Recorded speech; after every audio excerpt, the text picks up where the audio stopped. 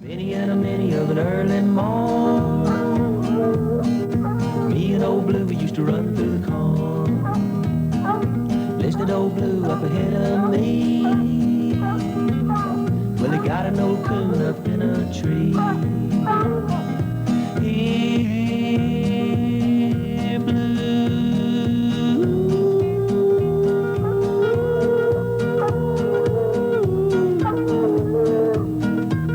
you good dog, you. Hi, this is Paul Ott, and good times like these. Started hunting and fishing with my granddaddy.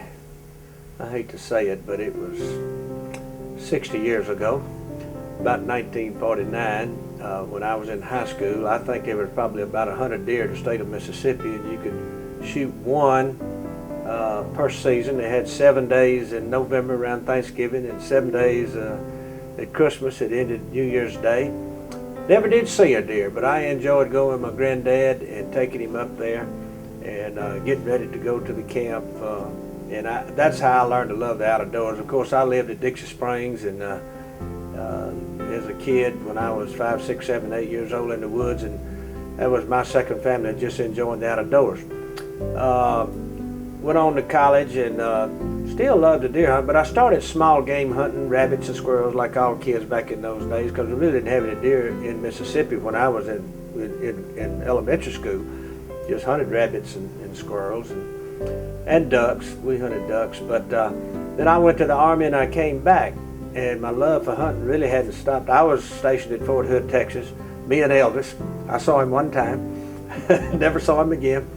Enjoyed visiting with him, but he was a big outdoorsman too. We had a nice visit when we was in Fort Hood, Texas back in 1957. Well, that's been almost over 50 years ago. But anyway, hunted out there at Fort Hood, Texas. Got to hunt quail. I had a lot of quail out in Texas. And when I got home, I got me a job as physical director of the YMCA in Hattiesburg, Mississippi.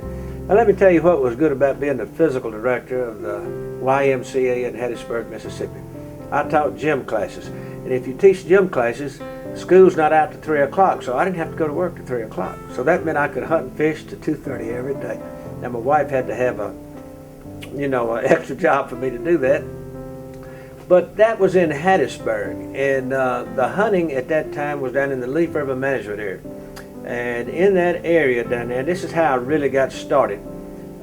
My granddaddy had taught me on the Mississippi River that if you hunt deer, you want to go where acorn trees are, because they like acorns in the hardwoods. There wasn't many hardwoods down there. That was made up of about, I'm going to say 50,000 acres, and I'd say 49,800 and something acres were pine trees. And I knew deer didn't eat pine cone. So I found a few hardwood areas down in that area, and I got to be a pretty good hunter because that's where the deer came, and people couldn't understand why I was so good. Well, I was where the deer was, and they were hunting in the pine thickets. Well, after doing that for a couple of years and kind of being proud of myself of being the best deer hunter down there, and we had a television show in Hattiesburg over at the time, and we talked about it a lot. And I always wrote songs as a hobby and played the guitar and did things like that. It kind of kept me out of KP duty when I was in the Army to be in special services. But anyway, I went down there one year to go hunting in my hardwood tree area, and the trees were dying. I mean, they were all dying. And I said, oh man, my hardwood trees are dying. What do I do? So I went to the manager over that area, who was with the Game and Fish at that time, Mr. Quentin Breland. And I said, Mr. Breland, the hardwood trees are dying up in this area that I don't want anybody to know about, but you know about it because you lived here all your life. He said, oh, Paul, it's a sad situation.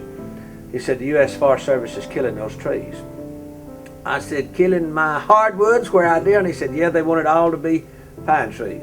He said, there's a few people besides you that know about it, and they're trying to do something about it, but it's politics. He said, people are calling at that time Senator Eastland, Senator Stennis, and he said, you need to try to get them together and see if you can stop them. They call it TSI, Timber Stand Improvement. And what they were doing was taking a machine and they would inject that hardwood tree, and it would soon die, and then the pines would grow. So I didn't know what to do about it. I talked to a few folks, and one of my friends said, well, you write songs, and you got that television show you MC on Thursday nights. Show you how long ago this was. It came on right before Dean Martin on Thursday night at 7 o'clock in Hattiesburg. Eddie Hodges and Jimmy Swan, and we were all on there. And someone said, why don't you just write a song? Go down there and get a picture of them killing those trees and write a song about it. and a sad song, and that'll get somebody's attention. I said, that's a good idea. So I got my camera. I had gotten where I could take some pictures. It wasn't movies, I just taking still pictures. So I went down there in the forest and I found where they was killing those trees, and I slipped up on them because I didn't want them to see me. But they thought I was going to do something good, so they posed while I made their picture, see. So I made their picture killing the trees and went back and wrote a song called The Trees Are Gone. The trees are gone, I'm left alone, singing wind from the sea. Are you looking for me? The trees are gone, taken away.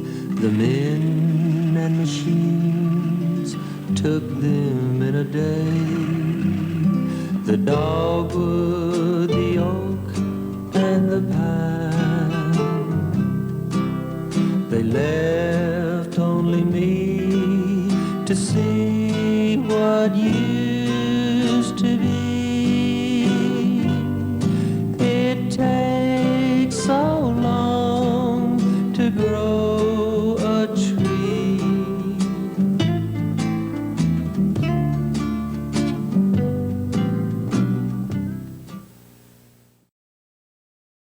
And man, I played it on television, and you know, it's the truth. You can go back to the Hattiesburg American back in the early 60s, and a deer got loose in town, and he went through a plate glass window in a department store, Fine Brothers for the folks in Hattiesburg. And so I went and got a picture of that deer going through that window, and I said, see, the deer are hungry. They come into town. They got nothing to eat. And I put that on my film. I'd never made a film before for television, and I sang that song and showed all that on television that Thursday night with the phones lit up. And it was little ladies in garden clubs all the way down to the Gulf Coast. And back in those days, there wasn't but about 2 or 3 television stations, so everybody watched our show, whether our show was good or not. They watched it. It was a musical show, country music. And so after I did it, the show was over, the phones lit up, and I'd answered, and we must have got 300 phone calls. And little ladies in the garden club said, Paul Ott, Caruth, because that's what I was going by this, is the Maine Forest Service really killing those trees? I said, yes, ma'am. Here's their number, call them. Well, at the end of the show, the first phone call I got when I got off was from the United States Forest Service in Atlanta, Georgia. And they said, are you the fellow just sang on television about us killing the trees? I said, that's me. He said, don't ever do that again because we're getting calls from everywhere. I said, we've been trying to meet with you for a year. He said, let's have coffee in the morning. So they flew in to Hattiesburg now, and I had coffee. And you know what? They didn't quit, but they moved somewhere else. And they put a big fence around my best favorite hardwood tree so nobody would kill it.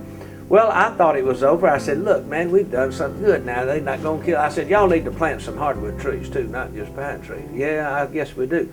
Well, that's when I got a call at the YMCA when I went to work at 3 o'clock after that day, and I said, YMCA on the phone, and this voice at the other end said, Paul Ott, Caruth, my name's Billy Joe Cross. Do you know me? I'm executive director of the Mississippi Game and Fish Commission. And if you don't believe it, get your billfold out and look on your hunting license. My name's on there. So I got my billfold out and his name was on there. And I thought of everything bad I'd ever done in the woods. I thought he was after me. He said, no, I'm calling you because you got the attention of the United States Forest Service. And we want you to come go to work for the Game and Fish Commission because we got a problem with people messing up the rivers. And we want you to move to Jackson and go to work for us. I said, man, I can't move to Jackson to go to work for the Game and Fish Commission. He said, why? I said, because I don't go to work till 3 o'clock. He said, well, I don't know if we can do that, but we can pay you twice what you're making. Well, now, you got to know how little I'm making if the state can pay me twice what I'm making. So I wrapped up my kids and moved to Jackson.